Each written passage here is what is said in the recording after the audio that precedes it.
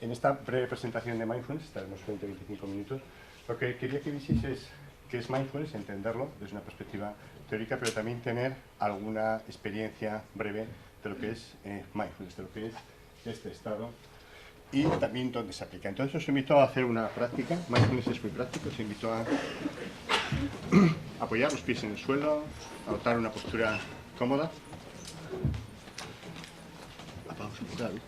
Apagamos un poquito la luz, si os parece. Ojos preferiblemente cerrados. Y haríamos algunos de los ejercicios más sencillos, más fáciles de mindfulness, que la traducción, como sabéis, sería atención plena o completa. Vamos a poner la atención, si os parece, en las plantas de los pies.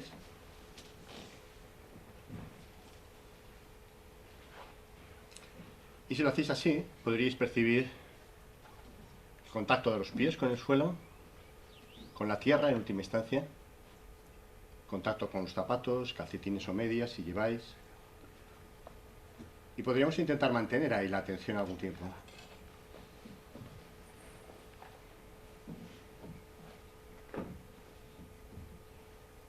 Yo os preguntaría, ¿es fácil o es difícil mantener la atención? Luego lo comentamos, simplemente os pido que lo observéis ahora. ¿La atención se mantiene o se va? Y si se va, ¿cuál es el proceso? Luego lo comentaremos. ¿Cómo se va? ¿Qué es lo que ocurre? Pasaríamos a un segundo ejercicio y último, que es poner la atención no en un lugar de pequeña superficie, como la planta de los pies, y estable, que se mantiene, sino en una superficie limitada, todo lo que nos rodea, y en un objeto que es continuamente cambiante, como son los sonidos. Entonces os invito a observar qué ocurre cuando ponéis la atención en los sonidos. Y de nuevo, si es fácil o difícil mantener o no la atención. Y si no se puede mantener, ¿qué es lo que ocurre? ¿Cuál es el proceso en el que la atención se pierde?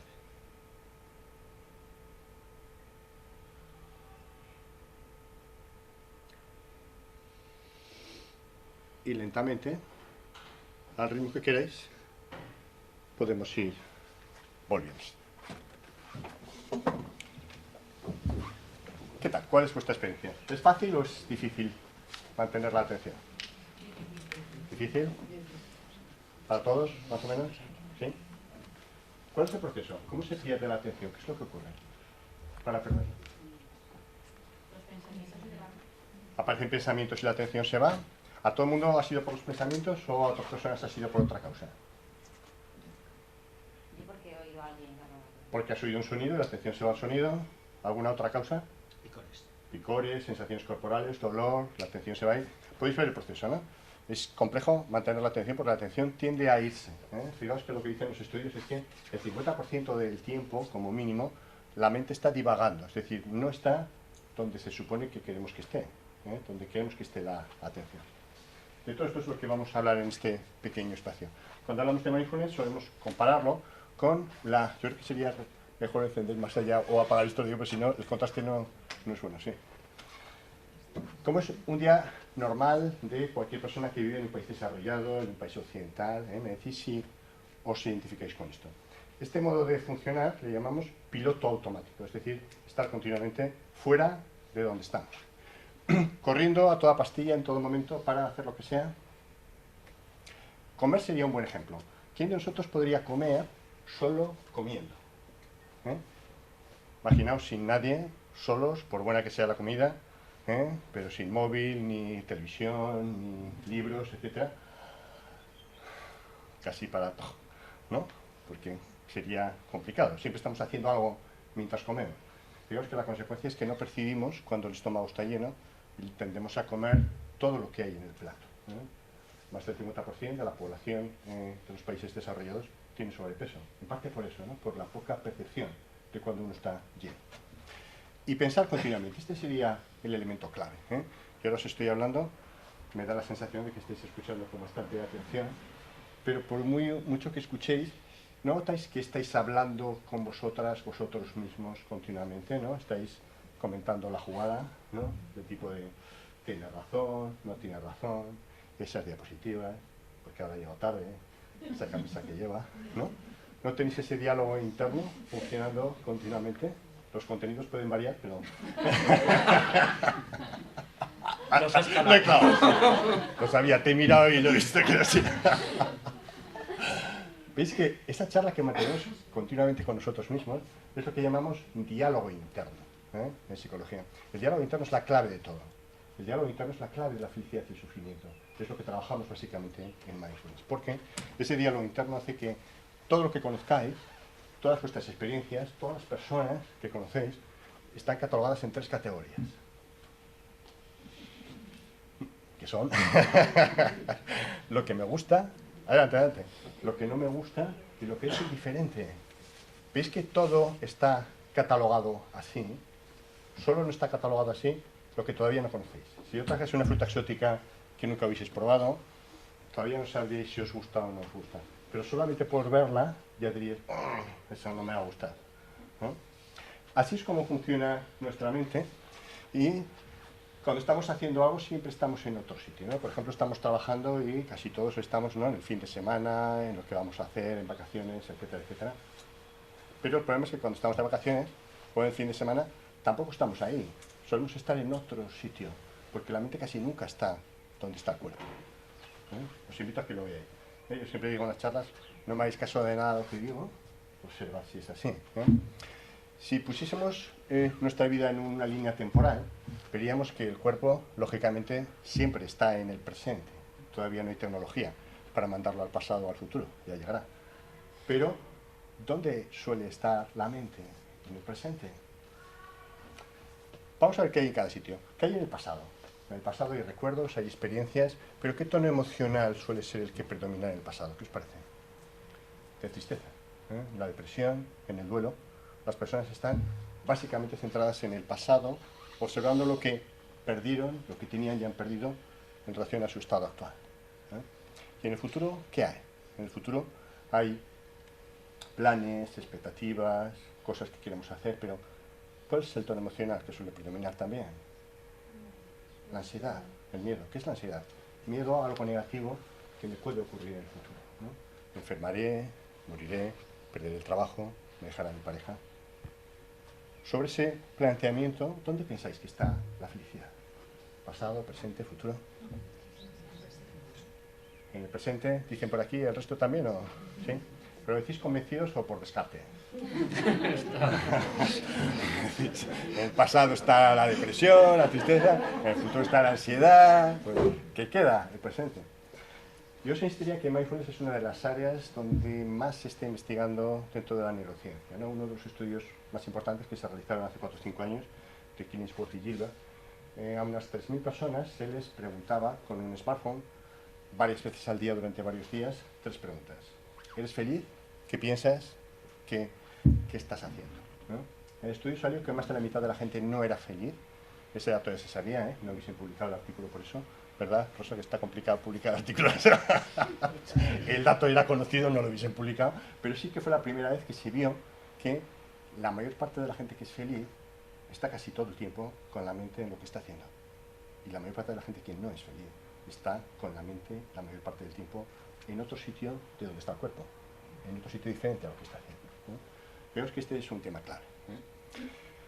El ejemplo sería sencillo. Imaginaos, ¿no? Se les daba a la gente a elegir entre, por ejemplo, pelar patatas o fregar platos y estar en la playa. Podéis imaginar que la mayor parte de la gente prefería fregar platos, ¿no? Pues bien, lo que se veía era que la gente que estaba fregando platos con la mente en fregar platos era mucho más feliz 4 veces que la gente que estaba en la playa, pero con preocupaciones por cualquier otro tema. Todos tenemos esa experiencia. Queriendo fregar platos. Preocupado porque no fregaba suficientes platos. ¿No? Imaginaos, estamos en la playa paradisíaca, pero nos han echado del trabajo, mi hijo tiene una enfermedad o cualquier otro problema. No puedo disfrutar de eso porque mi mente no está ahí, ¿no? Lo importante no es dónde está el cuerpo, es dónde está la mente. Este sería un ejemplo, ¿no? Intentamos practicar mindfulness, meditación y tal, y estamos siempre pensando, ¿no? Esta mujer, chocolate, zapatos, pero con el chocolate me identifico, ¿no? Entonces, como estamos siempre pensando, la idea errónea que tenemos sobre lo que es mindfulness o meditación es que es poner la mente en blanco. Pero no es así, un chiste en relación a eso, ¿no? Basado en Alcohólicos Anónimos, ¿no? Meditadores anónimos, se presentan como Alcohólicos Anónimos y dice, me llamo Juan y llevo 30 días sin pensar. Porque la idea, no es, la idea errónea es poner la mente en blanco, no vais a conseguir eso, ¿eh? No funciona así. John Lennon, aparte de buenas canciones, ¿no? Yo soy muy fan de los Beatles, decía, la vida es lo que nos pasa mientras pensamos en otra cosa, ¿eh? A que todos tenéis la experiencia de que conforme nos vamos haciendo mayores, el tiempo pasa más rápido. Cuando éramos pequeños nos daban 3 meses de vacaciones y aquí era interminable, ¿no? Ahora si nuestra empresa nos dice 3 meses de vacaciones, en la nuestra no va a pasar, estamos tranquilos, el tiempo se nos pasaría rapidísimamente, porque tenemos la mente tan cargada de cosas que no lo estamos viendo, ¿no? Mindfulness viene de la tradición oriental habitual, quiero decir que no del actual. Si uno va a Oriente en este momento, la verdad es que hay poco que aprender. La globalización ha arrasado con todo. Hay poco que aprender en este momento en China, Japón. Pero la visión oriental tradicional lo que decía era esto. Buda, 500 a.C., la felicidad y el sufrimiento no están fuera de nosotros, están en la mente. Fijaos que esto no es la visión que hemos tenido tradicionalmente en Occidente, donde siempre pensamos que hay algo fuera que nos va a dar la felicidad, ¿no? Quizás sea más fácil entenderlo desde la perspectiva más grecolatina, con Epícteto, misma época en la Grecia antigua, que decía, lo que nos hace felices o desgraciados no es lo que ocurre, sino lo que pensamos de lo que ocurre. Podéis ver la sutil diferencia, ¿no? Os pongo un ejemplo. Imaginaos que yo empiezo a dar esta charla y empiezo a tartamudear, me sale una cosa penosa, ¿no? Eso es un hecho.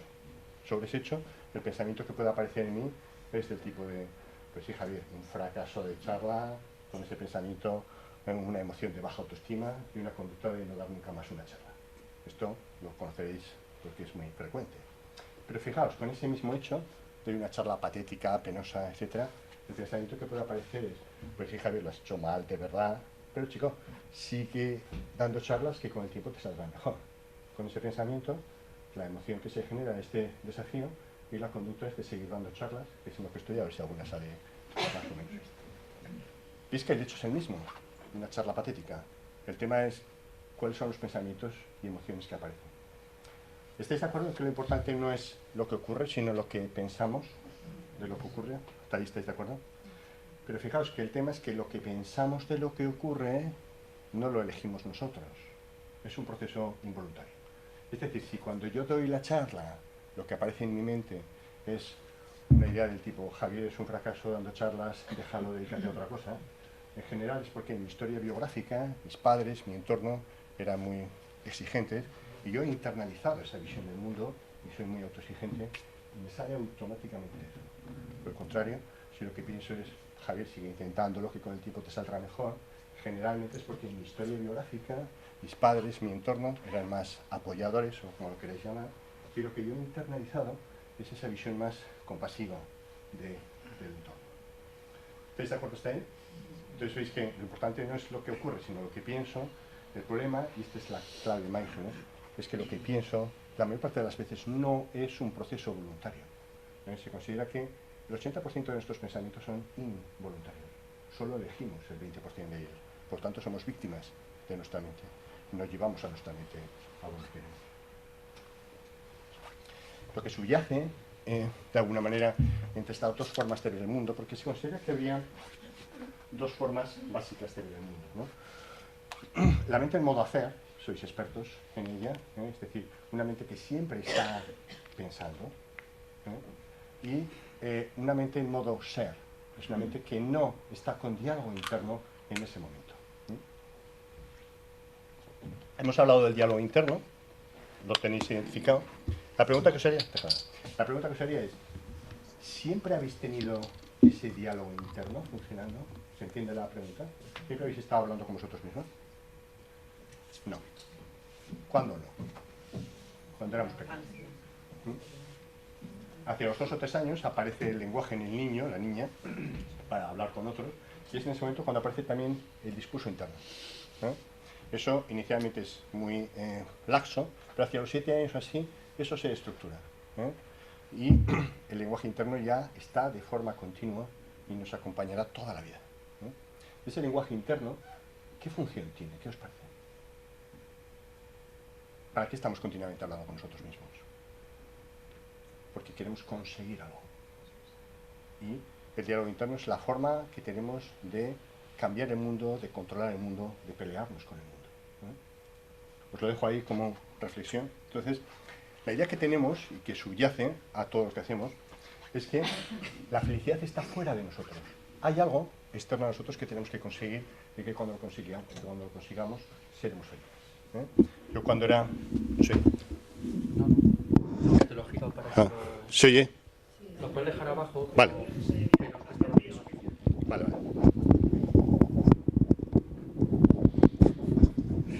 Yo cuando era joven y estudiaba medicina, pensaba, me imagino que con muchos de vosotros cuando estudiabais cualquier cosa, cuando acabe medicina, seré feliz.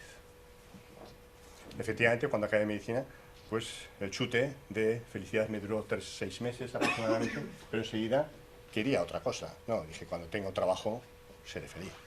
Conseguí ese trabajo, el chute me duró otros 6 meses, pero enseguida pensé, no, cuando ese trabajo sea más estable, mejor remunerado, funcionario. Consigues eso y te dura otra vez el chute 6 meses, y así sucesivamente una y otra vez en un proceso inacabable, ¿no? Una pareja, ¿no? Te puede durar el chute desde una semana a 40 años, ¿eh? Es muy variable. Los hijos, yo siempre digo que cuando tuve mis hijos fue el momento más feliz de mi vida, ¿eh? Pero he de reconocer que a los 2-3 meses... ¿no? Quizás antes en otras personas. Empieza a pensar, igual estaba mejor si crecían un poco más, ¿no? Luego cuando crecieron dije, qué penica con lo mágicos que eran, qué rápido se ha pasado esto. Es un proceso continuo, ¿no? La lotería sería un buen ejemplo. La mayor parte de los españoles piensa, cuando les toque la lotería, seré feliz. Efectivamente, les toca, les entrevistan, todos gritando con cava, pero sabéis que hay estudios de todo tipo en psicología, y lo que dicen es que a los 6-12 meses máximo, esas personas son exactamente igual de felices o desgraciadas que eran antes de que les tocase la lotería. Eso sí, con más pasta, ¿vale? Pero igual, ¿eh? Yo os preguntaría, ¿habéis encontrado algo fuera de vosotros que os produzca una sensación de felicidad mantenida? Si lo habéis encontrado, por favor, comentádnoslo. Y vamos al Corte Inglés a comprarlos, subirá el precio, pero... porque no hay nada fuera, ¿eh? La mente en modo ser, la visión oriental, se basa en esto otro, en la convicción de que la felicidad no está fuera de nosotros, no está en un objeto externo, sino que está dentro de nosotros, ¿eh? Está aquí y ahora. Y si aquí y ahora no conseguís ser felices, ¿por qué pensáis que lo vais a ser en el futuro? Porque siempre habrá cosas que habéis perdido en el pasado y cosas negativas que os pueden ocurrir en el futuro, ¿eh? Esa es la visión básica, que está basada en la aceptación. Yo no voy a entrar mucho en la aceptación, pero no tenemos tiempo, ¿no? Nosotros haremos cursos de 8 semanas de aceptación, para que veáis la complejidad del tema, ¿eh? Porque la aceptación es un concepto que a los occidentales nos repele. Lo identificamos con resignación, ¿no? Con no hacer nada, no tiene nada que ver con eso. La aceptación sería actuar solo cuando se pueden cambiar las cosas, pero no actuar cuando no tiene sentido, que es la mayor parte de las veces, ¿eh? Entonces, la aceptación sería el principal cambio que produce mindfulness. Pero más allá de eso, lo que quería insistiros es que cuando vamos buscando compulsivamente algo y no nos da la felicidad, porque a los 3-6 meses queremos otra cosa, fijaos que la sociedad de consumo está basada en esto, ¿no? Consiga una casa más grande, un coche más grande, lo que sea, que le va a dar la felicidad. Fijaos que el problema de eso no es solamente que lo que buscamos no nos da la felicidad, sino desde la perspectiva de mindfulness, el principal problema es la relación con el tiempo. Es decir, si lo que me va a dar la felicidad no está aquí y ahora, el presente es el lugar donde yo me peleo con el mundo para conseguir eso. Cuando yo estudiaba medicina, si la felicidad está al acabar la carrera, toda la carrera, los 6 años, es tiempo muerto. Lo importante es acabarla. Y por eso tengo que estar siempre mirando al pasado para ver lo que he conseguido, y estoy en cuarto de medicina, y al futuro para ver lo que me queda por conseguir. Me quedan 2 años. No sé si veis esta distorsión del tiempo. Por eso nunca estamos en el presente, porque estamos convencidos de que la felicidad no está aquí y ahora. Mindfulness sería un poco tener esta sensación de Oriente-Occidente. Solemos hacer este ejercicio, que lógicamente no lo vamos a hacer, ¿no? Porque lo que queremos es comparar, cuando comemos, por ejemplo, esta uva pasa, la mente en modo hacer, la habitual, comer a toda pastilla, hacer todo rápidamente y sin estar atento con la segunda pasa, con la mente en modo ser, es decir, estar solamente centrado en lo que estamos haciendo. Las cosas las podemos hacer en modo hacer o en modo ser, hagáis lo que hagáis. Imaginaos que estamos escuchando un disco de los Beatles, vuelvo al tema. La mente en modo hacer lo que haría sería estar escuchando la música y diciendo, esta es la canción fulanita de tal, que la cantaron en 1967, fue un éxito de ventas brutal, la compuso fulanito de tal, y además hay una guitarra acústica por ahí que es la única canción de todas las de los Beatles que se oye, ¿vale? La mente en modo ser simplemente estaría escuchando la música sin ningún diálogo interno, absolutamente fusionado con la canción, quizás tarareando o moviéndose, pero sin pensar. No sé si se ve la diferencia. Esta mente en modo ser, que es mindfulness, todos hemos tenido la experiencia. Aunque normalmente estamos en modo hacer, pensando, seguro que habéis tenido la experiencia más fácilmente en la naturaleza, ¿no? En algún lugar muy bonito, donde quizás después de haber hecho ejercicio, os habéis quedado mirando lo que os rodeaba y lo habéis visto con una nitidez, con una claridad, con una tridimensionalidad única. Os habéis quedado fascinados viendo eso que estabais observando. Eso os ha durado un minuto o dos y enseguida habéis querido tuitearlo y se ha perdido la gracia. Pero, ¿cuál es la razón de poder ver esa sensación tan única? Que no hay diálogo interno. El diálogo interno, esta charla que mantenemos con nosotros mismos, tapa el mundo, lo opaca, lo distorsiona, hace que no podamos ver el mundo tal como es. Los orientales tienen una expresión preciosa que dice, el mundo es una perla brillante, es decir, es un lugar fascinante, pero lo que hace fascinante al mundo no es el mundo, es la mente. Cuando toda la atención está puesta en lo que estamos haciendo, cualquier cosa que hagáis es fascinante. Entonces, mindfulness sería, por un lado, un estado de la mente y, por otro lado, las técnicas que permiten alcanzar ese estado de la mente.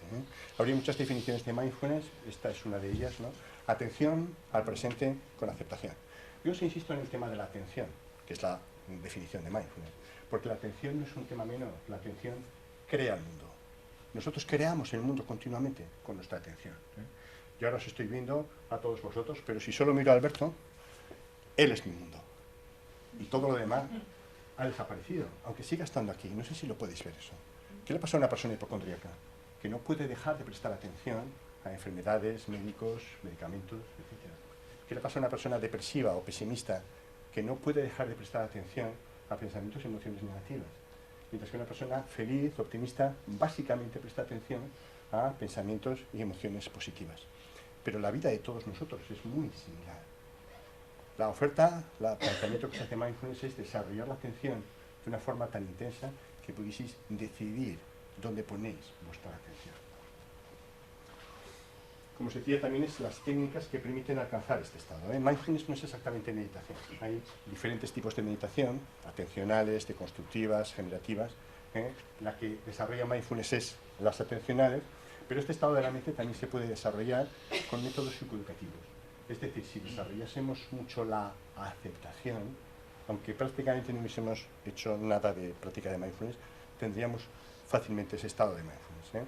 Nuestros antepasados en general tenían una gran aceptación ante el mundo. Nosotros no, cada vez tenemos menos. Por eso estamos cada vez menos mindful. Esto sería un poco la base neurobiológica de lo que estamos viendo, ¿no? Veos que cuando se empezaron a hacer neuroimagen, se pudo conocer el funcionamiento de la mente, del cerebro, de forma directa, rápida. Se sabía que el cerebro consumía el 20-25% del oxígeno y del riego sanguíneo de todo el organismo. Cuando estamos haciendo una actividad compleja, imaginaos en vuestro trabajo, un problema de matemáticas, eso tiene sentido.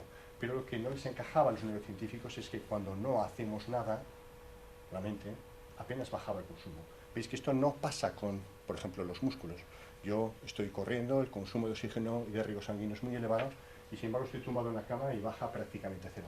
¿Por qué no bajaba el consumo? Por esto. En la postura que estéis, no cambiéis. Os invito a que cerréis un momento los ojos, sin cambiar de postura, como estéis. Y simplemente, durante 15-20 segundos, no hagáis nada con la mente. Que ha revolucionado la visión de todo el sistema nervioso central en los últimos años, y que en los individuos que nunca han practicado mindfulness consiste en una activación del lóbulo frontal y en diálogo interno continuo, lo que estáis experimentando continuamente. Yo os preguntaría, ese diálogo interno, esa charla que mantenéis con vosotros mismos, ¿de qué va? ¿Qué os contáis a vosotros mismos? ¿Se entiende la pregunta? ¿Eh? ¿Alguien dice algo? ¿Veis que ese diálogo interno es continuamente autocentrado? Solo estáis hablando de vosotros mismos, ¿no? Si hablo de mis problemas, de mis miedos, de mis amigos, de mi trabajo, de mis enfermedades, de mí, yo, mí, yo, mí, yo. Sabéis que los seres humanos utilizamos la palabra yo como 25 veces más que cualquier otra palabra, ¿no? El discurso es absolutamente autocentrado y si pienso en ti es solamente porque tiene relación conmigo, si no, no pensaría, ¿vale? Ese discurso autocentrado es el que distorsiona el mundo, porque hace que pensemos que el mundo gira alrededor de nosotros, como si fuésemos los protagonistas de la película que nos hemos contado. Pues bien, lo que se observó con neuroimagen es que la gente que llevaba años practicando meditación atencional, mindfulness o como queréis llamar, la red por defecto se modificaba. No estaban continuamente pensando, sino que lo que les pasaba era que sentían el mundo. Es decir, sentían el contacto de los pies con el suelo, la postura, la respiración o los sonidos. La mente solo tiene dos formas de funcionar. La mente en modo hacer, pensar continuamente, diálogo interno, o la mente en modo ser, sentir el mundo, sentir el cuerpo, sentir lo que ocurre fuera. Por eso en mindfulness todas las prácticas están basadas en la atención al cuerpo, porque el cuerpo siempre está en el presente y porque la atención a las sensaciones, la atención al cuerpo, diluye, disminuye, hace desaparecer con el tiempo el diálogo interno. Entonces, yo no quiero insistir mucho en esto, pero sí que os pediría que vieseis cómo funcionan vuestros pensamientos. En la mente hay diferentes objetos. Consideramos que hay 4 objetos en la mente. Pensamientos, emociones, sensaciones de todo tipo e impulsos, el deseo de moverse. Los pensamientos es lo que más hay, con diferencia, es el objeto que más solemos observar. Los otros también, pero es que los pensamientos lo invaden todo. ¿Sabéis cuántos pensamientos tenemos al día? ¿Os habéis contado? ¿No? Ya sabéis que en psicología hay gente que se aburre y tal, y hacen todo tipo de estudios. Entonces se calcula que tenemos entre 40 y 60.000 pensamientos al día. Un pensamiento dura entre 3-4 segundos. Entonces fijaos que la velocidad de pensamiento que tenemos es como de 20 pensamientos por minuto. Observadlo algún rato cuando estéis aburridos, que nos metad 2 o 3 minutos y veis el número de pensamientos. Esta es la velocidad, increíble, ¿no? Pero lo que más os quería insistir es que hay pensamientos voluntarios e involuntarios. ¿Podéis ver eso? De que hay un pequeño porcentaje de pensamientos que son voluntarios y la gran mayoría son involuntarios.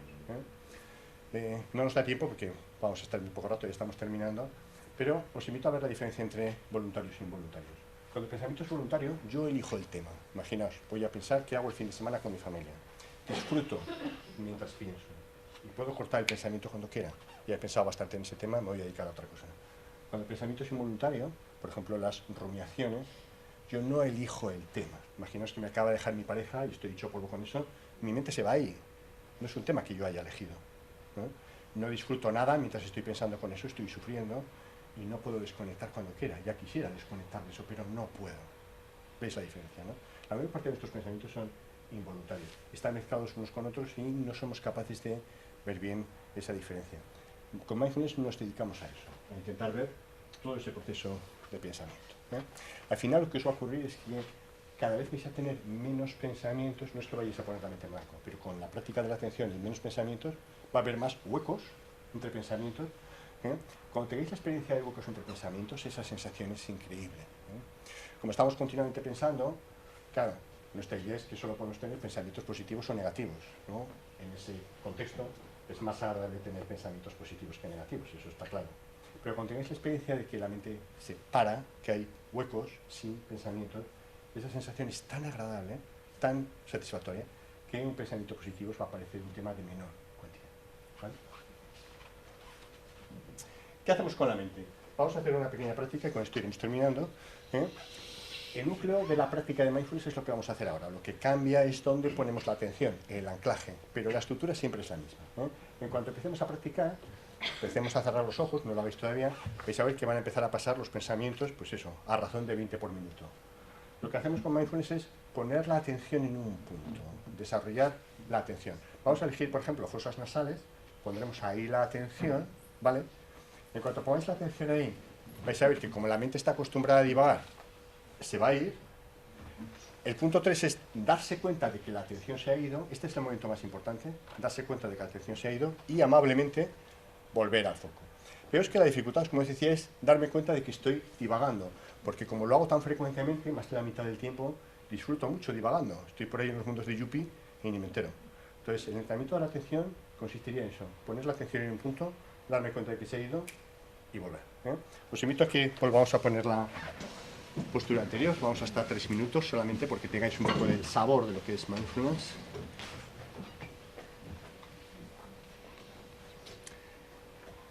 Vamos a, una vez puesta la postura, una postura estable, de dignidad, le llamamos, vamos a poner la atención en las fosas nasales, en los 2 orificios de la nariz. En mindfulness la respiración no se fuerza, simplemente se observa y no se sigue el aire por el tubo respiratorio. Nos quedamos todo el rato en un punto, en este caso, fosas nasales. Si sentís la respiración ahí, si habéis puesto la atención ahí, vais a ver que la atención se va a ir enseguida, a un pensamiento, a una sensación, a un sonido. En cuanto os deis cuenta de que la atención se ha ido, amablemente la volvéis a traer otra vez a las fosas nasales. Este es el esquema de mindfulness. Lo hacemos una y otra vez. Vamos a estar un par de minutos.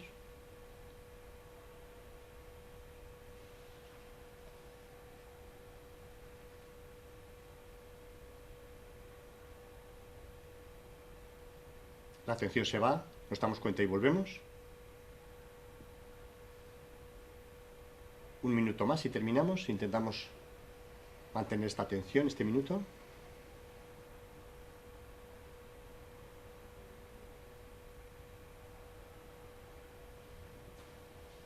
Lo único que cambia de una práctica a otra es el anclaje. Esto es lo que vamos desarrollando, ¿no?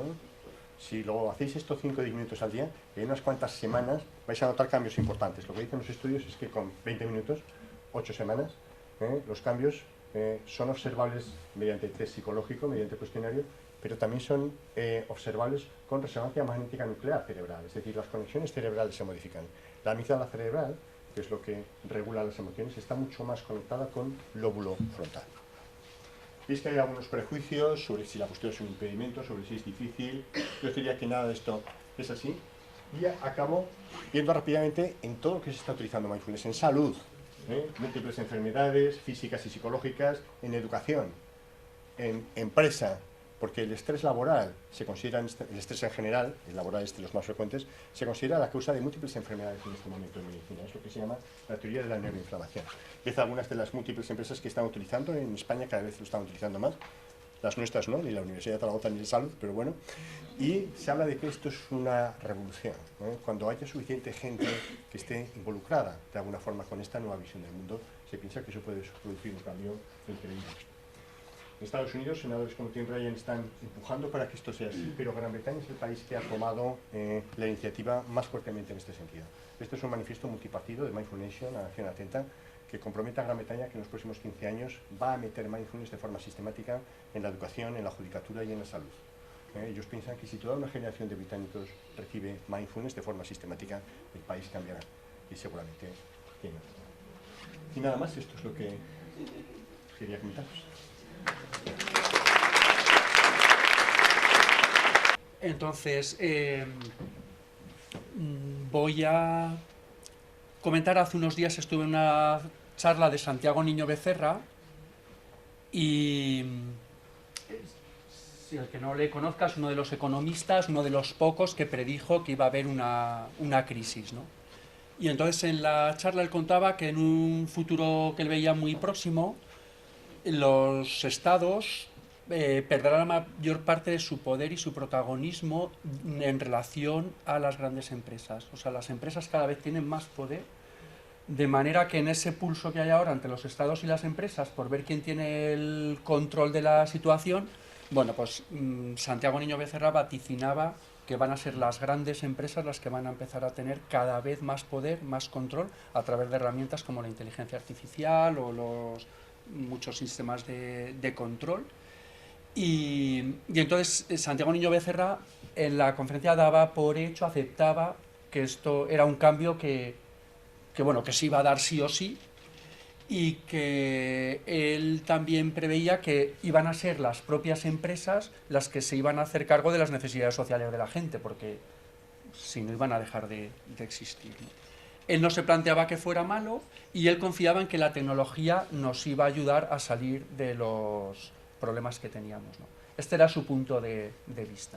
Y la verdad que la conferencia estuvo bien fundamentada, pero había algunas cosas que no tenía en cuenta Santiago Niño Becerra, que quizá en su momento pudo predecir la crisis económica, pero no tuvo en cuenta una cuestión que ya ha avanzado Javier, ¿no?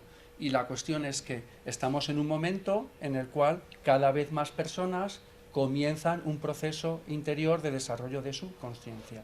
Y eso modifica la inercia que venimos de cómo se van desarrollando los acontecimientos. Ese es un primer elemento que no ponía en la ecuación. Y hay otro elemento, que es que la tecnología que él daba por hecho que va a ser positiva para los seres humanos, pues dependerá de si la tecnología está al servicio de las personas o los seres humanos estamos al servicio de los dispositivos, de los móviles, de las pantallas, de los ordenadores, de toda esa seducción tecnológica que nos aparta de estar aquí y ahora para llevarnos a un mundo virtual. Entonces, eso no lo ponía en la ecuación. Entonces, ese es el otro desafío que habría que tener en cuenta. También hay otra cuestión, que no sé por qué se ha movido aquí la diapositiva.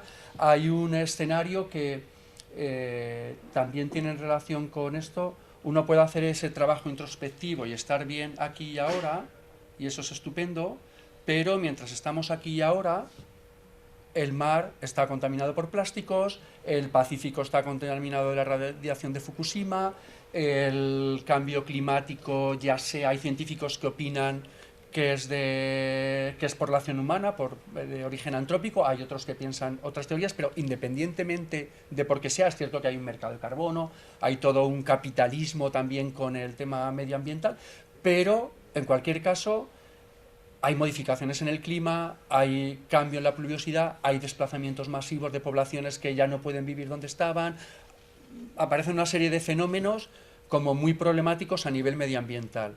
Y entonces hay muchas personas que, cuando están presentes aquí y ahora, también se plantean: yo quiero llevar este estado de presencia también al mundo y quiero que la conexión que yo puedo experimentar con la naturaleza pueda estar presente y que a las generaciones venideras no les quede un mundo absolutamente destrozado, que la polarización socioeconómica genere guerras terribles o que genere unas situaciones, unas condiciones muy difíciles, ¿no? Entonces, dentro de las tradiciones espirituales siempre se ha contemplado, por lo menos las mayoritarias, que ese progreso, para que haya ese progreso interior, ese progreso en el despertar espiritual, tiene que haber también, como una disposición de servicio a la sociedad.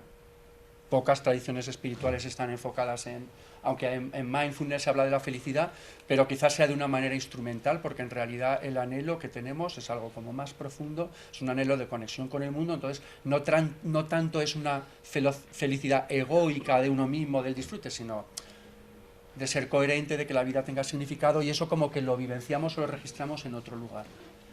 Y la cuestión es que el mundo tal y como está necesita esa masa crítica que ha nombrado Javier, de personas que puedan sostener un estado de presencia en las actividades que hacen, pero que además hagan acciones coordinadas para tratar de resolver los desafíos globales. Y esto cada vez, en la medida que somos más autoconscientes y tenemos más claridad en lo que planteamos, en la dificultad para trabajar con grupos con un elevado nivel de consciencia no es más fácil. Grupos que tienen unas habilidades emocionales y que pueden sostener interacciones con personas que piensan diferente, eso se ayuda. Pero personas que tienen muy claro su mundo y se relacionan con otras personas y tienen que llegar a acciones comunes, no es sencillo. En cualquier caso, por ahí van un poco, desde mi punto de vista, algunos de los desafíos que tenemos entre manos.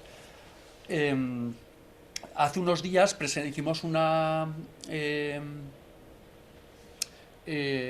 conferencia en la cual Paco Rojas nos habló de cómo la tecnología iba a cambiar nuestro mundo. Y una de las cosas que comentaba era que para que sigamos teniendo energía barata, necesitamos dinero para extraerlo.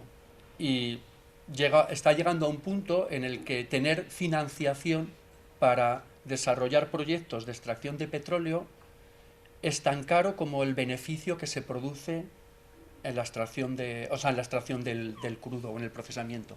Y Antonio Arechavala, que es un científico especializado en... Bueno, él es geólogo, aunque trabaja en muchos temas de cambio climático. Él hacía una observación hace unos días en el Ateneo en el Planetario de Pamplona, perdón, que me invitaron a dar una charla de teoría U. Él comentaba que para instalar paneles solares, para instalar molinos de viento, para instalar sistemas de energía renovable, hace falta petróleo. No se pueden instalar paneles solares con energía solar. O sea, hay que transportarlos, hay que moverlos, hay que preparar las placas, hay que extraer los materiales. Entonces, una de las cosas que contaba es decir, el petróleo hoy por hoy lo necesitamos, pero tenemos que aprovechar el petróleo para hacer acciones que nos permitan que el mundo sea sostenible y que podamos vivir cada vez con menos dependencia del petróleo. Porque si no, lo que se da cuenta es que el petróleo barato ya lo hemos extraído, cada vez el petróleo va a ser más caro, eso va a generar conflictos, va a generar encarecimiento y va a generar como un cambio a nivel económico y a nivel social que se va a traducir en situaciones problemáticas para gran parte de la población. Entonces, este sería un poco los desafíos que podemos tener así sin dar mucha vuelta. No quiero profundizar en eso porque me quiero focalizar en qué podemos hacer. O sea, yo no sé qué va a ocurrir exactamente, no tengo una varita mágica, no sé si se descubrirán más yacimientos de petróleo o se encontrará algo super guay que permita reemplazarlo. Pero hoy por hoy los desafíos sociales son importantes, ¿no? Bueno, antes os he preguntado quién conocía la teoría U. Muy poquita gente conoce lo que es la teoría U. En principio, la teoría U es una herramienta de facilitación de procesos de cambio. La facilitación es como un rol o una profesión que ayuda a las personas o a las organizaciones a hacer cambios y a mejorar su funcionamiento. Sería un poco el equivalente a un coaching de organizaciones o de sociedades o de sistemas. Ese sería un poco el rol del facilitador. Y en concreto, la teoría U es una metodología para el cambio profundo. También se concibe como un metamodelo o un marco en el que intervienen otras herramientas de gestión del cambio, y también se considera como un modo de vida al estilo de mindfulness, que es lo único que hay una pequeña diferenciación, no sé si saldrá, ya lo comentaremos si es preciso, pero en cualquier caso la teoría U tiene que ver con una herramienta que nos va a ayudar a mejorar la vida de nuestras organizaciones. Y entonces, ¿qué diferencia teoría U de otras herramientas de facilitación? Que introduce el nivel de presencia o la conciencia de las personas que participan. Y entonces esto le hace que sea una herramienta que se pueda utilizar en grupos que tienen distintos niveles de capacidad o de presencia para sostener una interacción o una relación, y esto permite que en grupos que están muy avanzados se pueda utilizar, pero también lo podemos utilizar adaptando a grupitos que les cuesta, que pues, por distintos motivos no tienen tanta capacidad de estar presentes. Esto así, grosso modo, sería como una pincelada. También os adelanto, la metodología U o la teoría U lo que nos va a ayudar a que las personas o las organizaciones funcionen mejor, con más coherencia y con más presencia. La teoría U, para los que lo conozcáis, es una herramienta que, así como mindfulness es relativamente sencillo de explicar, se puede seguir el hilo. La teoría U es compleja, entonces no voy a tratar de que entendáis ahora mismo la teoría U, voy a dar alguna pincelada que os sirva para ver en qué os podría ayudar. Este sería un poco el objetivo, o sea, pero tener en cuenta que os faltarán cosas. Yo, que vengo de esa tradición, hasta la tercera vez que me la explicaron no lo pillé. Y yo desde jovencito pues conocía la tradición del Zen, conocía cosas, me costaba concentrarme, pues yo sí he sido siempre hiperactivo, pero, pero tenía los conceptos y me costó pillarla, pero luego he ido viendo que está muy bien fundamentada y que es interesante para hacer cambios, o por lo menos los cambios que requiere la sociedad. Entonces, ¿qué puede aportar la teoría U? Bueno, os voy a poner un ejemplo al hilo de lo que contaba Javier de estar en un lugar o en otro. Yo tuve una experiencia cuando terminé medicina, estuve 1 año y medio en un proyecto en la Amazonía ecuatoriana, en este lugar, en la ciudad del Coca, entre 3 ríos muy grandes, una humedad relativa muy alta, con muchísimo calor. Y yo que iba pensando en ir a un proyecto en África y había, esto lo conté en la otra charla, me había preparado como para estar allí, de pronto me vi sorprendido porque los primeros meses estaba fatal, ¿no? Y estaba pensando en lo bien que me lo había pasado el verano anterior y lo bien que me lo iba a pasar cuando volviera a España de vacaciones. Pero estar allí con el calor, espantando los bichos, en unas condiciones que para nada idílicas, porque veis ahí el arco iris y dices, ostras, me habían pintado la Amazonía como muy bonito, pero el día a día donde yo vivía era una ciudad, un desastre, ¿no? Y, y entonces una de las cosas que me pasaba a mí, aparte de mi malestar interior, yo formaba parte de un proyecto. Y ese proyecto, yo tenía un rol dentro del proyecto que casi no tenía poder. Yo hacía lo que me decían otras personas, pero yo me daba cuenta de que mis acciones tenían poco impacto y que a mí me gustaría hacer otras cosas. Pero yo era incapaz de ver por qué lo que yo planteaba no... O sea, había como algo por ahí, por los adentros, que, que yo no conseguía ni siquiera vislumbrar por dónde podía funcionar las cosas, no conseguía cambiarlo, ¿no? Y bueno, estando en este escenario, que ya digo, para mí fue como un shock, porque no me lo esperaba, conocí a una persona, una antropóloga, que se llama Tania Mendizábal, y ella vino a evaluar el programa de mujeres del vicariato.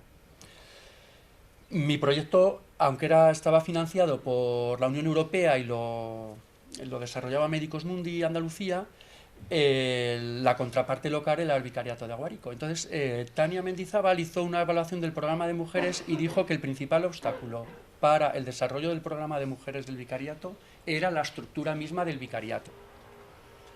Y entonces el obispo dijo, pero bueno, ¿cómo es esto? ¿Cómo que la estructura del vicariato impide que es el principal obstáculo para que las...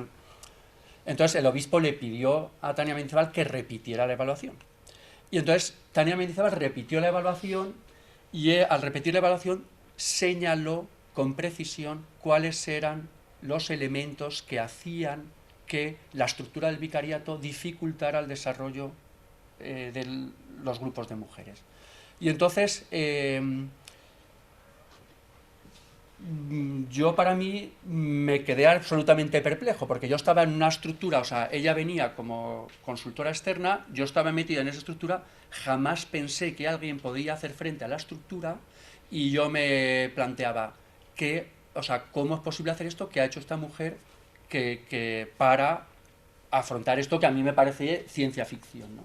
Y entonces lo que hizo Tania Mendizábal es algo que Otto Scharmer, que es el creador de la teoría U en el Instituto Tecnológico de Massachusetts, ellos investigaron a líderes de distintas disciplinas académicas, empresariales, también del ámbito de la epistemología, líderes espirituales también, bueno, gente muy diversa del mundo deportivo, y entonces vieron algo que tiene mucha relación con lo que comentaba Javier, que lo único que encontraron que diferenciaba a un líder que tiene éxito en aplicar una metodología respecto a un líder o a otra persona que no lo tiene, era la condición interior desde la cual opera.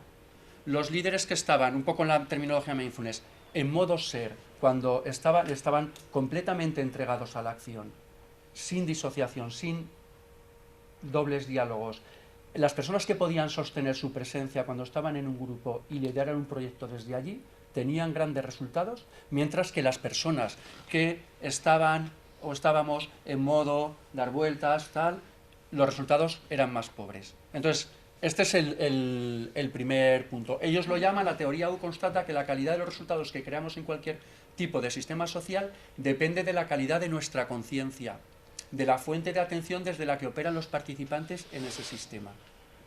Esta es la primera gran cuestión y el hilo sobre el que se basa toda la teoría U. Vamos a ver cómo hacemos esto en grupo.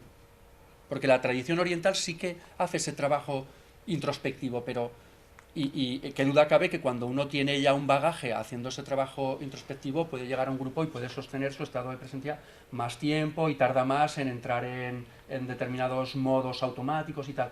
Pero si perseveramos y estamos 3 horas allí en un tráfico atascado, al final acabamos, o la gente que tiene experiencia, pues también acaba de alguna manera perdiendo los nervios. Cuanto más entrenamiento menos, pero cuando estamos en grupo, decía, yo aparte de mi problema personal de que no quería estar allí, me costó muchísimo adaptarme, luego no me quería ir, pero al principio me costó mucho. Estaba esta parte que formamos del sistema. Y entonces, ¿qué es lo que había hecho Tania que yo no conseguía hacer? Pues Tania, primero, había tenido claridad de cómo funcionaban las cosas. A mí y a la mayor parte de la gente que estamos sometidos a unas temperaturas tan altas. ¿Y por qué no se han desarrollado los grandes pensadores en la Amazonía? Porque hace tanto calor, hay tanta humedad, hay tantos bichos dando por saco, que es que no te puedes... Entonces yo lo notaba, no sé, Rosa, que tú también has estado por ahí, por las selvas. O sea, yo, por ejemplo, cuando iba a Quito, que está a una altura de 2.800 metros, ahí digo, ostras, si aquí como me llega la sangre al cerebro, aquí puedes pensar con claridad. En la selva no. En la selva, yo, por lo menos, mi experiencia es que estaba en modo supervivencia. Y entonces, cuando alguien llega allí y puede mantener una cierta claridad en el pensar, eso ya es sorprendente. Pero además, en la selva las emociones son, bueno, pues como los insectos o como las hojas, es todo exuberante. Y entonces cualquier cosa te arrebata, las emociones en la selva son inmensas, ¿no? Por lo menos en mi experiencia, ¿no? Entonces, Tania conseguía una sensibilidad, o sea, no era arrebatada por las emociones, sino que su sentir podía utilizarlo para captar y para sentir qué es lo que había detrás de las personas que estaban allí, comprender también desde el sentir cómo iban los procesos. Y había otro elemento que era que a través de su voluntad, a través de su presencia, podía sostener algo que funcionaba mal, mirarlo y decir, esto funciona mal por esto, sin entrar en modo de decir, ostras, me va a dar miedo, ¿qué van a pensar? Y entonces, en relación con esto, Tania hizo esa aportación. ¿Y qué pensáis que hizo el obispo cuando le llegó esta... clausuró el programa, detuvieron a Tania? ¿Qué hubierais hecho? ¿Alguien se moja? ¿Alguien que estuviera en la charla, que ya lo contestó el otro día? O echarla o hacerle caso. Bueno, pues una cosa curiosa es que cuando Tania plantea esto desde esta condición diferente, el obispo, en una relación que le honra, tomó la información y la contrató y hicieron un programa de mujeres pionero y muy interesante en el vicariato, que le dio la vuelta a lo que estaban haciendo. Entonces, para mí eso fue un referente. Yo cuando yo vi que los resultados que teníamos en mi proyecto, y no funcionaba mal, eran muy discretos, y veía que la gente que trabajaba desde la facilitación con determinado tipo de herramientas tenían resultados sociales mucho más importantes de lo que conseguía yo haciendo cosas que había discurrido desde fuera con mi mentalidad occidental, sin saber realmente por qué hace las cosas la gente así, etc. Entonces, para mí fue como un destello, y desde que estuve en ese proyecto, que fue al principio de mi carrera como médico, pues he ido combinando como pues mi vocación por la medicina con mi vocación por la facilitación, ¿no? Y entonces, esto que yo había vivido ya desde hace muchos años, pues la teoría U lo recoge, y entonces dice, bueno, normalmente, salvo la gente que tenéis experiencia en mindfulness, el común de la gente no sabe, o sea, actúa en modo automático, y actuamos en modo automático, no nos damos cuenta desde dónde surge nuestra atención, salvo que paremos y nos autoobservemos, o paremos y nos observemos como grupo. Entonces, esto nos suele pasar desapercibido. Y entonces, ¿qué sostiene la teoría U? Que no podemos transformar el comportamiento de un sistema a no ser que podamos transformar la calidad de la atención y la conciencia de las personas que actúan dentro de esos sistemas, que es precisamente lo que pretende en Reino Unido, Es decir, bueno, vamos a trabajar desde mindfulness y vamos a intentar que la condición interior de las personas que participan en una sociedad sea diferente. Entonces, cada persona tiene un rol dentro de las organizaciones en las que participa y dependiendo de cómo estamos, actuamos sobre ese sistema. En la medida que somos creativos, conectamos, estamos sensibles, pensamos con claridad y fluimos, eso tiene un efecto sobre el sistema en el que participamos, y si estamos rumiando, estamos con nuestras creencias antiguas, incluso con nuestros conocimientos, y los ponemos encima de la mesa sin escuchar a los demás o sin estar fluyendo en el diálogo, nosotros mismos, las mismas personas que a veces estamos brillantes, esas mismas personas atascamos los procesos. Esto lo digo porque a veces tenemos la tendencia de decir, claro, es que estos como no meditan, pues ¿qué me van a decir a mí? Pues a veces si os descubrís pensando eso es que no estáis conectados con el otro. Lo digo así un poco como... Y hay todo un arte de decir, a ver, cómo conciliamos esos distintos niveles de presencia. ¿Qué me pasa a mí cuando pierdo el hilo, cuando estoy desconectado del grupo, cuando dejo de tactar el grupo y estoy en mi película, en mi cosa?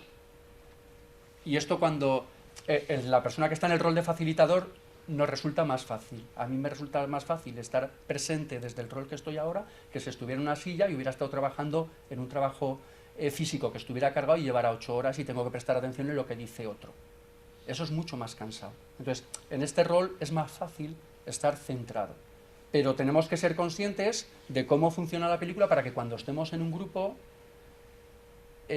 podamos dosificar nuestra energía para ver qué le pasa al grupo. Esta es una de las claves que hace distinto la teoría U de mindfulness, porque está más focalizado no en el individuo, sino que hace el grupo en su conjunto para tratar de que ese modo ser lo adquiera el grupo, o sea, que el propio grupo pueda entrar en ese estado de presencia en el que las cosas fluyan. Este es el objetivo, pero se llega a donde se llega, pero bueno,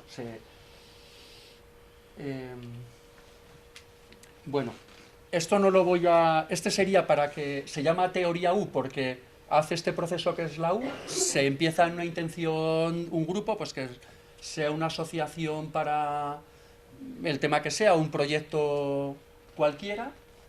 Entonces el primer punto es definir qué es lo que se quiere atender.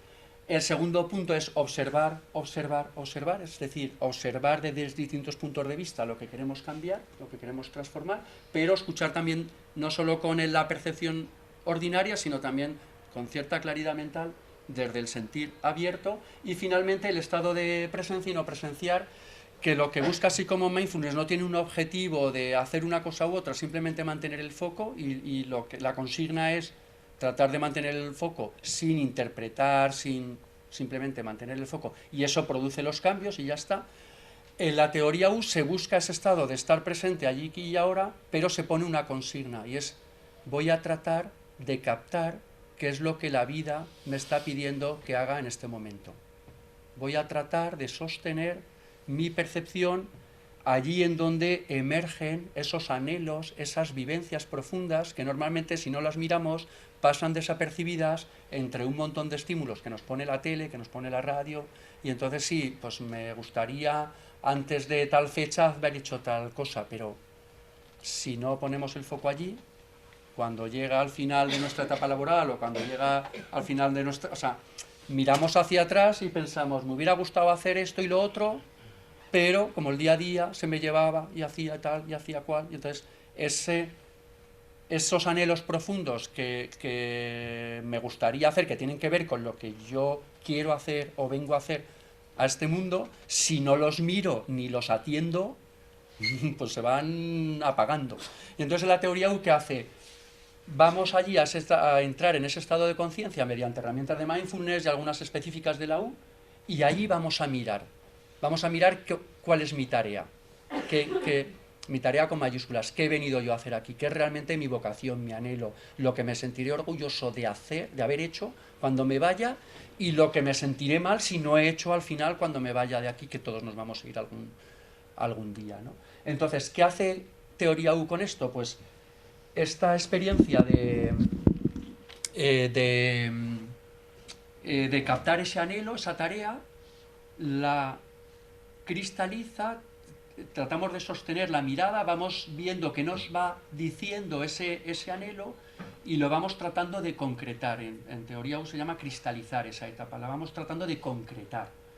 Y una vez que tenemos un poquito de claridad por dónde van los tiros, como eso no suele venirnos como si fuera un plan, sino que pues siento que tengo que hacer esto y tengo que dedicarme a esta actividad. Vale, lo sientes.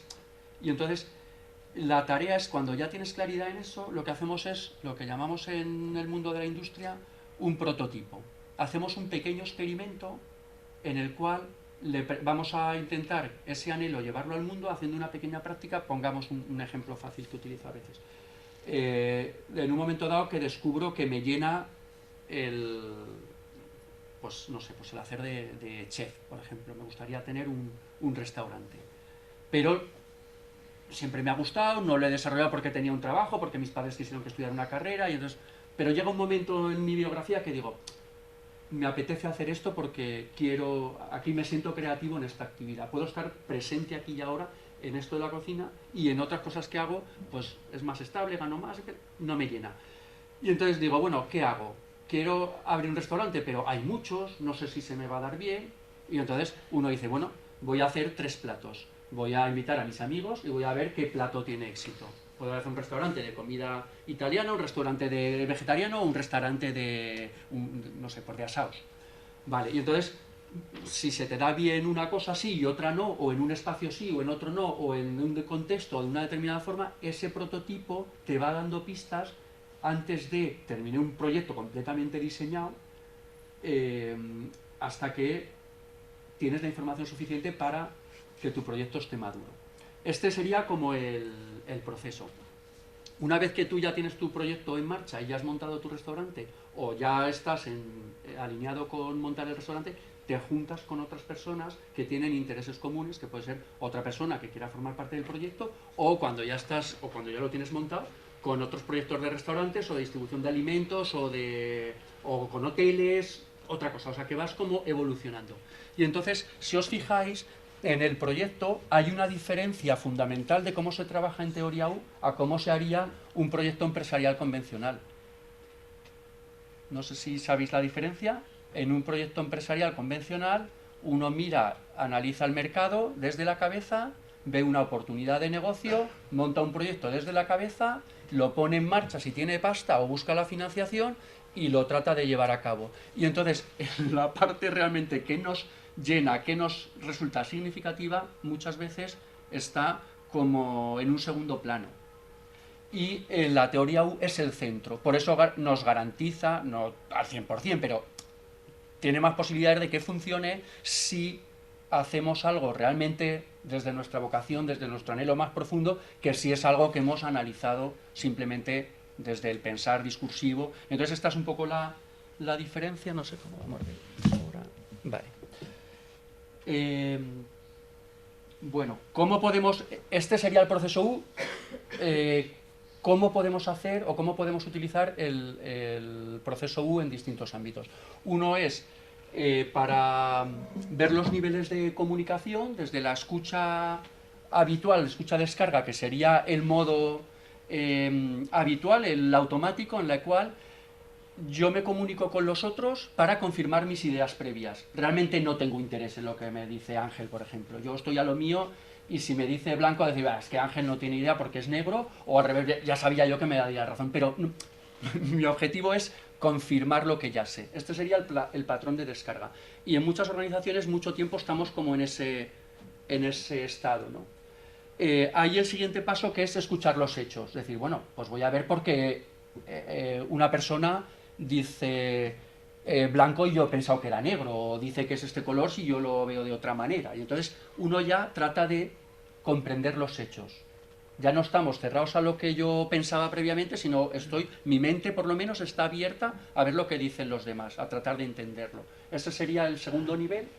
Hay un tercer nivel que sería, yo no solo me interesa saber por qué dice el otro que esto es de esta manera, sino que trato de captar cómo se siente la otra persona. Entonces ahí entra el mundo del sentir, la empatía, si yo consigo captar cómo se está sintiendo la otra persona. Ese sería el tercer nivel, pero hay un cuarto nivel, y es que yo puedo estar presente aquí y ahora en estado mindful y puedo establecer un diálogo con otras personas que están en este estado. Esto dicho así puede sonar un poco, porque claro, para que ocurra eso, el estado mindful no siempre lo alcanzamos, y desnudarse de esa manera en grupo, porque realmente es ponerse de una manera muy íntima en un grupo, incluso a la gente entrenada le puede costar. Entonces, ¿cuáles son las claves para que esto funcione? Bueno, primero, un entorno de seguridad, porque en ese estado uno puede estar vulnerable.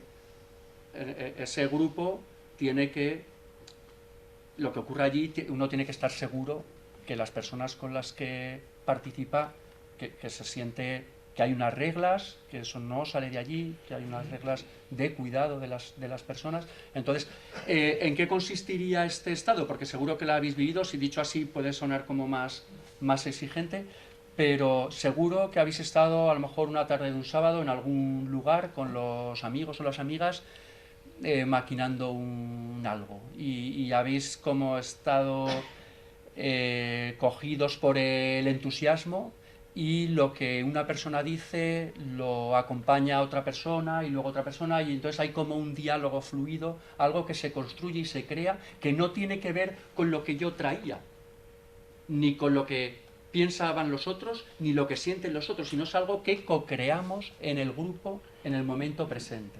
Ese estado de presencia colectiva que a veces se vive en los grupos, sería como el estado de diálogo generativo o diálogo creativo, y ese sería como el cuarto nivel, en el que sería como el estar presente, en el cual nuestra atención no sale del ego, sino que nuestra atención está abierta y tratando de estar receptiva a ver qué surge en el grupo. Y esto es curioso, que cuando alguien dice algo, si el grupo está presente, a la otra persona le surge algo que tiene relación con eso, y luego aparece otra opinión, otra voz que tiene que ver con eso, pero nadie se siente propietario de las ideas. No es mi idea, es algo que yo sirvo simplemente a eso que se está conformando, y traigo mi parte y otro trae otra parte, y la sensación del grupo es que incluso la gente que no ha dicho nada siente que ha coparticipado en eso, y eso es lo curioso. Entonces, llegar a este estado de presencia para los grupos es una maravilla, porque permite realmente que las cosas se hagan desde otro lugar. Es muy gratificante, es un poco, podemos utilizar la expresión, es que es como sanador para el grupo, o sea, que resuelve cosas. ¿Cuál es el problema? Que no es tan fácil entrar allí, que se requiere un proceso cuidado y una metodología para tratar de que el grupo se sienta seguro, para que vaya dando los pasos poco a poco y que pueda ir haciendo cosas. Pero bueno, ahí está el desafío. Esto que ocurre a nivel de la comunicación y de los niveles también ocurre a nivel económico. Ocurre desde un nivel de que el Estado manda y dice lo que hay que hacer, o que el mercado manda y dice lo que hay que hacer, o cuando ya nos planteamos en lo empático, decir, bueno, vamos a hacer algo económico que sirva para nuestro grupo, y aún habría un cuarto nivel que es, no, vamos a co-crear algo que sirva para obviamente para las personas que participan, pero que sirva también, que tenga en cuenta el sistema social y que tenga en cuenta también el medio ambiente. Y entonces la posibilidad que tiene de actuar desde ahí, desde una visión global, tiene mucho más impacto transformador de los sistemas que si nos quedamos en que todo tiene que ser así, con una planificación central, o que cada uno va a lo suyo, pero realmente al final hacemos un problema del mundo social. Hay otro elemento de la teoría U, y es que lo veis arriba un poco. Sarmer se dio cuenta pues, que normalmente el estado de conciencia ordinaria tenemos una brecha con nosotros mismos, que ellos llamaban la brecha espiritual, con esa parte profunda. Tenemos una brecha con el otro, no conectamos con el otro, lo tratamos de una manera instrumental, y con la naturaleza mucho más. No conectamos con la naturaleza, sino que la utilizamos para nuestras cosas, pero no la captamos, no la sentimos, no vivenciamos qué es. Entonces, esto sería, para los desafíos sociales, realmente la evolución de la conciencia es lo que nos va a permitir llegar a un punto en que las cosas puedan ser sostenibles, porque el capitalismo sería un estado de conciencia que estaría por aquí. Pero para transformarlo, ¿qué hace falta? Mirar de otra manera.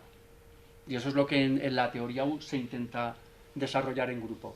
En el tema de la salud o de la educación también se utiliza la teoría U. Entonces hay un sistema nivel 1 que está centrada en el médico o en la enfermera o en el profesional sanitario, en el psicólogo, etc. Hay un segundo nivel que es la medicina basada en la evidencia, un nivel basado en las estadísticas, pero la estadística no siempre se ajusta a lo que la persona individual necesita, ¿no? Aunque la mayoría le vaya bien un tratamiento u otro.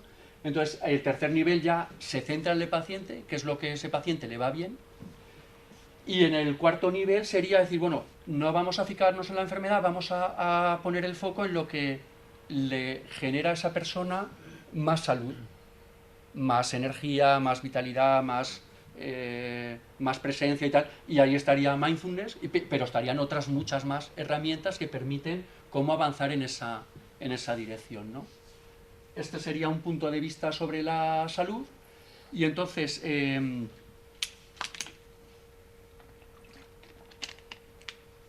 ¿qué hace a nivel de la teoría U? A nivel internacional hay grupos que se están conjuntando para hacer trabajos conjuntos. Este año, en enero, hicimos un proceso acompañados por el Presencing Institute, que es el que ha desarrollado toda la metodología U, y presentamos un proyecto desde aquí, desde la Facultad de Medicina, para hacer un proyecto de innovación docente. Entonces tuvimos asesoramiento del MIT, del Presencing Institute, durante varios meses para hacer un recorrido, y entonces hicimos cosas, bueno, esto es una de las instantáneas, teníamos relaciones a través de videoconferencia con otros grupos de todo el mundo, y aquí en esta, utilizando herramientas de prototipado que salen ahí en la foto del... bueno, pues nos enfrentamos al desafío de por qué los residentes, los médicos residentes, tratan peor a los pacientes que hace años, y hay más reclamaciones, hay más denuncias, hay incluso abandonos, y entonces lo primero que se nos ocurría es hay que dar formación, pero formación ya hay, y entonces no es suficiente dar formación, hay formación en la carrera que antes no había, hay formación en el posgrado, y entonces utilizando el proceso U con el acompañamiento del MIT hicimos unas dinámicas, y entonces os voy a leer un trocito porque es largo, pero para que os dé una idea, propusimos que en vez de estar en modo mental nos dejáramos llevar y jugar un poquito. Y entonces teníamos ahí unos avalorios y propusimos que cada persona, la consigna era ponga un elemento en la mesa y explique qué es lo que tiene que ver con ese problema que afrontábamos, que era el trato descuidado de los residentes a los pacientes, ¿no? Entonces hicimos varias mesas de trabajo, os pongo una que salió y empieza alguien con una gran cabeza, con un gran cerebro en el centro del tapiz. Es el estudiante. A su lado se coloca un sobre del que asoma tímidamente un gran corazón verde. Hay una amalgama de conocimiento, mucho pero no fluido, un ovillo liado. Encima del corazón un peso, como dolor, sufrimiento. Hay un conjunto de conocimientos, aptitudes y un sistema que están separados y que impiden que la información sea integral y útil. El residente se encuentra atrapado por la incertidumbre y las materias. Los estudios, las materias son un ladrillo pesado y tedioso. El programa son partes con poco en común y muy diferenciadas. Los tutores o compañeros quemados están en un pedestal controlándolo todo. Todos cargan con el peso del miedo. La muerte y el error lo impregnan todo con incertidumbre y negación. El sistema preuniversitario con notas altas va perdiendo por el camino vocaciones. El hospital vertical y poderoso que intoxica las relaciones y corta al paciente en trocitos. Las relaciones y la comunicación están enredadas por la competencia y deslocalizadas. La atención a los pacientes es generalmente superficial. Falta la alegría de una profesión que puede nutrirse de las relaciones humanas. Las materias se estudian para 15 días de olvido. El destornillador como lo mecánico del sistema que arregla por partes. Podíamos seguir, esto salió en una mesa. La diferencia de este estilo narrativo y vivencial a un estudio analítico es que nos coloca en otro lugar. Nos coloca en otro lugar, es que haciendo otras dinámicas, esto es un mapeo 3D, haciendo una dinámica de mapeo 4D, en la cual es como un teatrillo, salían que uno se siente que forma parte del sistema. Y como se siente que forma parte del sistema, se siente con poder para transformarlo. Pero cuando estamos en modo analítico, el sistema es lo de fuera. Y entonces, aunque vea que no me gusta y yo solo, o que pueda cambiar pocas cosas, realmente no tengo la habilidad para moverlo. Entonces, veis que la teoría U, contado muy rápidamente, es un proyecto bastante ambicioso, con varias líneas de acción y que ha dado muchos resultados y un diagnóstico muy profundo. Hemos permitido ver cosas que se nos escapaban completamente. Hemos visto cosas que a lo mejor un consultor externo las podría haber identificado, pero las hemos visto desde un lugar desde el que tenemos poder para cambiarlas. Y ese es el principal objetivo. Luego es un recorrido y no sabemos hasta dónde llegaremos y qué podremos hacer, pero por lo menos es una posibilidad que antes no había. Este sería un... Y, por ejemplo, ya decía, la teoría U se está utilizando por Naciones Unidas para los Objetivos de Desarrollo Sostenible. Está aquí un ejemplo en el balance de la economía del bien común, bueno, para que veáis.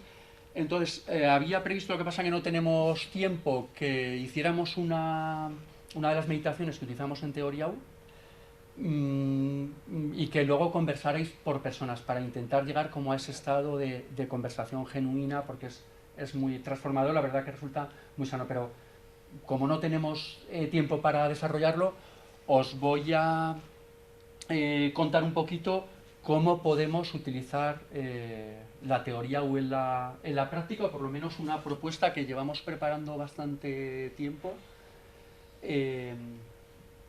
Y lo que buscamos es sobre todo comprender cómo funciona la dinámica grupal y, bueno, las competencias que necesitaría un facilitador para desarrollar estas herramientas. En primer lugar estaría Mindfulness, pero también otras herramientas en cuanto a contenidos teóricos para liderazgo, para facilitar. Liderazgo no necesariamente tiene que ser que uno tenga un rol de poder. Muchas veces el liderazgo es un liderazgo sin cargo. Uno está en una organización que capta cosas y en función de lo que capta puede actuar y puede resolverlas. Si tiene el rol de director las puede resolver de una manera, pero si es una persona que participa, que se da cuenta de alguna cosa y puede mejorarla, muchas veces también está en sus manos. Entonces hay como un montón de elementos que conviene desarrollar, y ya digo, sobre todo lo que se trata es que para aquellos desafíos globales que requiere como conciertos colectivos para pues, lo que está ocurriendo con el clima, otras cosas que puedan pasar en él, es interesante utilizar estas metodologías. Y bueno, ya perdonáis porque se ha descuadrado en la imagen, pero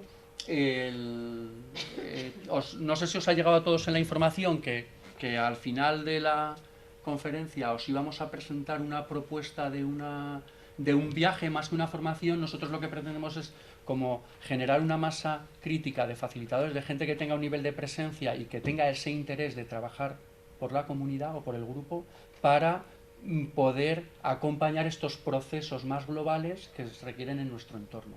Y la experiencia previa ha sido muy buena. Al principio hacíamos encuentros de facilitadores y nuestros resultados eran pequeños, pero hicimos una formación en teoría U y la gente que había pasado por ese proceso de pronto podía sostener y acompañar procesos más amplios, más potentes, más interesantes. Entonces, a raíz de esa experiencia, lo que hemos estado este año es tratando de diseñar como un proceso o un itinerario de aprendizaje que reúna la cualidad de aprender haciendo. O sea, no piensas algo y luego lo haces, sino que en la medida que te pones a hacer algo vas descubriendo lo que es la cosa en sí, entonces te lleva a hacerlo desde otro lado.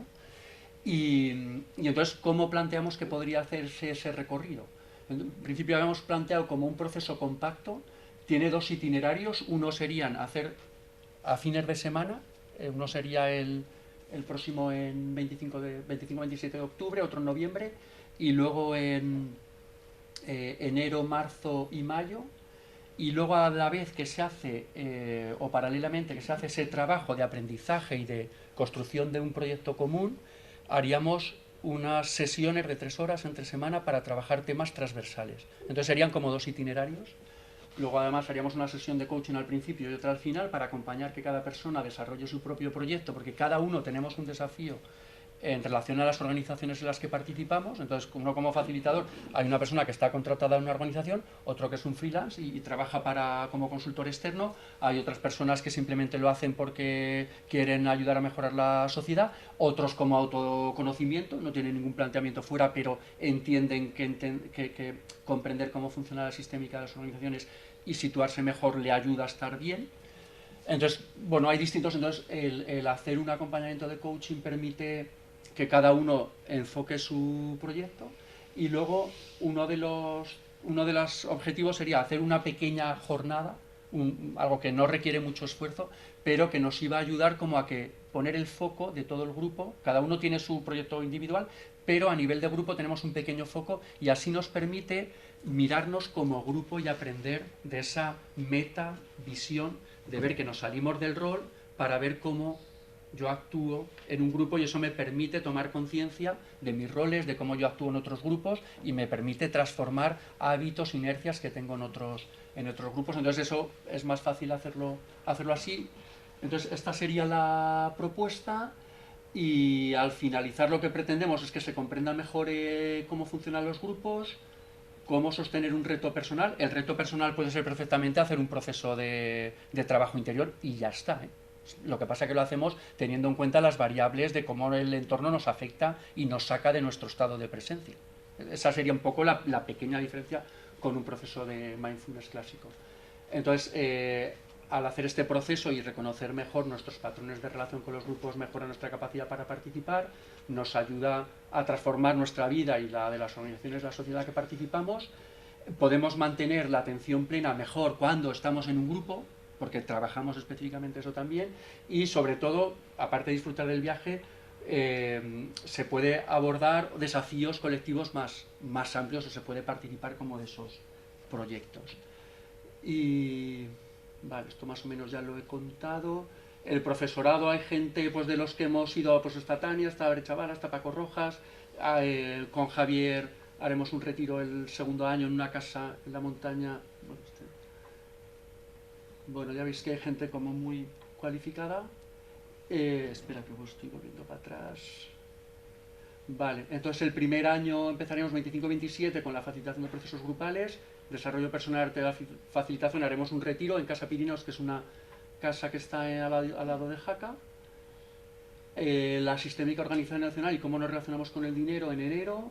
Las emociones del facilitador cuando está frente al grupo, y luego con todo esto de bagaje que hayamos aprendido, el cómo diseñamos una intervención en un grupo. Cómo luego, si yo tengo un desafío en un grupo concreto, cómo voy a hacer los pasos para conseguir el resultado que yo busco, con todo lo que hemos aprendido. Y el siguiente año...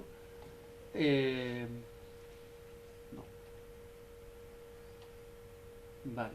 Haríamos ya procesos complejos, haríamos un retiro mindfulness con Javier, haríamos la profundización en teoría U, trataríamos ya cómo abordar conflictos y cómo liderar desde el futuro que emerge, sería como una profundización también en la teoría.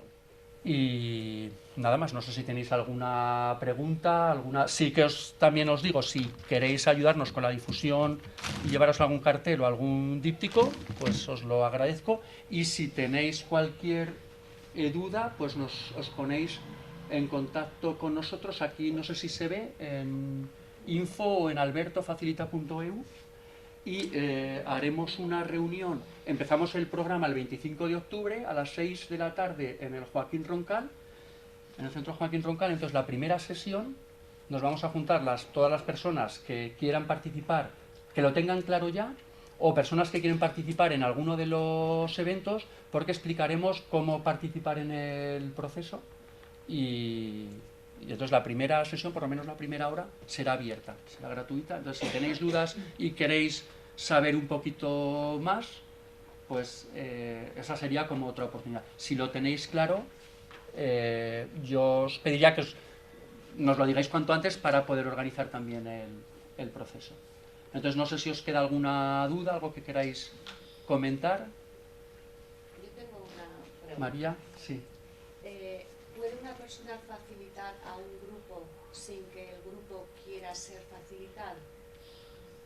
O sea, ¿me entiendes? O sea, el grupo en sí no quiere, no es está por nada, no está por nada, cómo Bueno. uno desde fuera de ahí, cómo uno lo puede facilitar desde él mismo. Por respeto y en conciencia, si el grupo no está interesado en cambiar, bueno, uno no se mete y ya está. Pero es cierto que normalmente formamos parte de grupos que nos gustaría hacer de otra manera. Y asumimos su rol de facilitar. Para poder facilitar, el grupo nos tiene que permitir ese rol. Yo me dedico profesionalmente a la facilitación desde hace muchísimos años. Yo estoy en grupos que yo puedo asumir el rol de participante o de presidente, pero no me dejan facilitar. Porque el rol del facilitador es un rol de poder, entonces te lo da el grupo. No es una etiqueta. Sí, o sea, yo estuve unos años en una organización que se llama la Asociación por la Economía del Bien Común, y yo estaba había una presencia compartida por 3 personas, y yo estaba en ese rol. Yo me dedicaba profesionalmente a la facilitación y proponía unas metodologías, el grupo no las aceptaba. Y entonces en un momento dado, un conflicto importante, yo era parte de ese conflicto, no porque lo hubiera provocado yo, sino porque yo estaba en un rol que era atacado por gente que consideraba que los cargos eran malos. Y entonces, bueno, yo que vengo aquí a intentar aportar, soy atacado. Entonces, ¿qué ocurrió? Pues que alguien de fuera asumió el rol de facilitador. Alguien que no era profesional, pero que el grupo confió y desbloqueó la situación. Entonces, lo de facilitar o no es alguien que tiene la etiqueta y ya facilita, no, es un rol.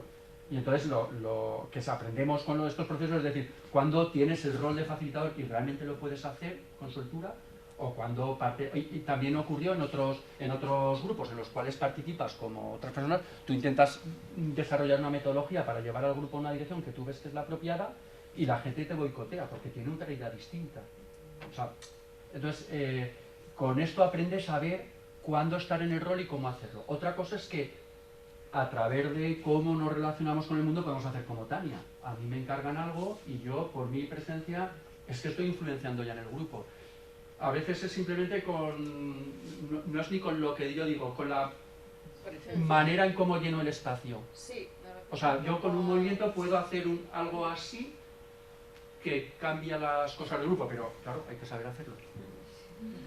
Y no siempre sale, ¿eh? O sea, me refiero, o sea que... No sé si te he respondido, te he liado más. Sí, más o menos. O sea, incluso cuando un grupo no quiere hacer cosas, si nosotros vemos que podemos ayudar de una determinada manera, se puede encontrar una forma de, sin ofender y sin atacar la libertad del propio grupo, llevarlo a otro lado. Sí, me refería a eso. Si tú dentro de un grupo, como que tú estás ahí dentro de un grupo, por el hecho de estar desde ese estado de más presencia, si eso ya de alguna forma puede modificar. Sí, otra cosa en relación con esto, por mi experiencia, gente que tiene